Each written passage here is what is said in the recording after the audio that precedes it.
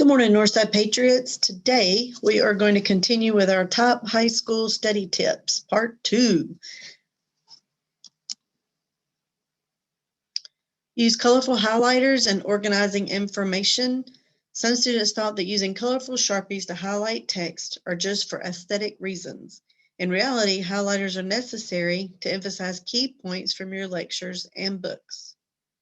Using highlighters is quite an effective technique to use if you're looking for tips on how to study for tests in high school. Memorizing different concepts from multiple subjects will tire you out, but through these colorful pens, scanning your notes would not be too much of a burden. I think I told you before last week when I would study for tests, and I didn't do this really until like towards the end of my high school years and into college, because of course we get a little smarter then because we kind of figure out our way in what we're doing. But I used note cards, and I know that sounds very, very elementary, but it was amazing. That is the only way I could remember because I am not a good test taker. So on those note cards, all the notes or anything the teacher told me I need to know, whether it's keywords, definitions, I wrote in markers, different color markers. I'm very visual, so when I was taking that test, that question would pop up, and I would think to myself, oh my God, that was written in green. And it was almost like I could see the answer because I could see that green. Same with a highlighter.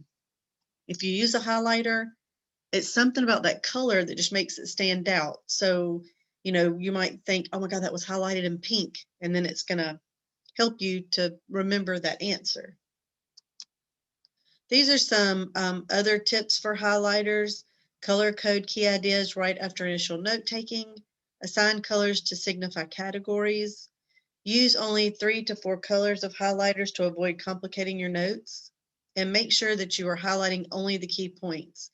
I'm really digging number 3 because I can get a little carried away with colors. So I feel like if you pick, your top 3 or 4 colors, that's probably the best because knowing me, if I picked like 12 colors, then my notes would just be one big rainbow and I wouldn't know what the key points were because everything is colored. So you have to be real careful with that when you're doing highlighters. Only highlight the key points that are important, that stand out, where that, in class when that teacher says this will be on the test, that's what you want to highlight. Make use of your extra time wisely. We all need to work on this, including me, including all students, all adults, everybody. If your teacher dismissed you early because of a faculty meeting or declared a research day for the whole day, the whole class, use this time to browse your notes and review some of the topics. This is really written, I think, more for college because where, professors you can meet for 15 minutes and then they can sometimes dismiss you. But in high school, not so much. So in high school, I would take this as, when the teacher at the beginning of the class period, they're talking to a colleague or they're talking to another student, or they come in and they start to get their materials ready for that class period. Instead of just sitting there looking at your phone or having your head on your desk or walking around the room, trying to socialize with everybody, use that time to sit down at your desk, look at your notes, get prepared for that day, that class, have everything you need on your area. That's what I would do. I know that it sounds crazy, but you really need to use your time at school for time at school. This may create the impression that you're an overly studious person, but who cares? You get a lot of free time after class, unlike your classmates who still have to take their stuff home. This is talking about if you're in class and you're using your time wisely and you're doing your assignment that you're supposed to do that the teacher has given you to do, and your friend next to you is over here chatting it up, or she's on her phone or whatever she's doing, not using her time wisely is what I'm trying to say. She has to take all her work home and do it once she gets home. But if you're like me, once I get home, I am tired. So it'd be nice to get all my work done during the day and not have to take it home. So then at home I can do whatever I want to do. So that's again where if you use your time wisely, you don't have to do all this extra work at home. I have students tell me all the time that teachers are just giving us so much to do. No, they're not. But if you use your time in class, then you won't feel so overwhelmed like you've got so much to do. So I hope those study tips helped.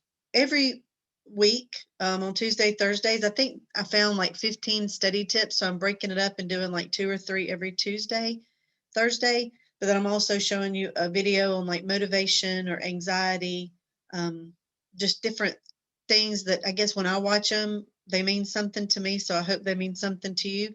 Today I'm going to show you one on being kind. How to treat people is who you are, so be kind. And I was gonna do it through that link, but you know me and my technology skills, it never works out like I want it to. So I am just gonna show you from my desktop.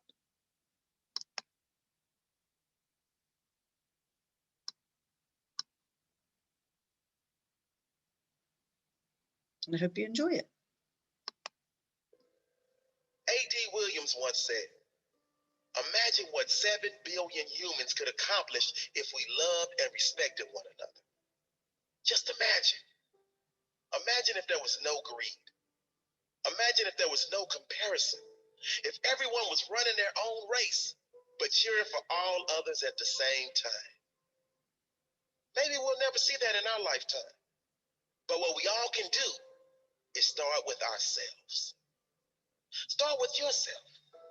Choose to lift others up. Choose to set the example of kindness and integrity, the example of compassion and understanding. There's a quote that says, "No matter how educated, talented, rich, or cool you believe you are, how you treat people ultimately tells all." Integrity is everything. It really is. Who you are is far more important than what you have, and it will always be. Who you are is measured by how you make others feel. Be kind to each other. In a world where you can be anything, be kind. Choose to be the change you wish to see in the world. Decide you will not wait for someone else. You will set the example. Be kind. Because you never know how much that person is suffering inside. You never know the difference your words can make, the difference your presence can make, the difference you can make to one human life. Be the reason someone believes in the goodness of humanity. Be the reason someone else decides to make a difference in others. Be the influence you want to see more of. Always do what is right, not what is easy in the moment. Kindness spreads like a virus. When you do good to another, that person does better to those they come in contact with. You really can make a big difference in the world today and every other day. Anne Frank said, "In the long run, the sharpest weapon of all is a kind and gentle spirit." No one has ever made themselves great by showing how small another is. Be kind and always build others up to the best of your ability. Treat everyone with the same level of kindness that you would like for yourself. Not because everyone is nice, but because you know. Because karma makes no mistakes. Because it is right. Because you have integrity. Because you want this world to be better when you leave than when you arrive.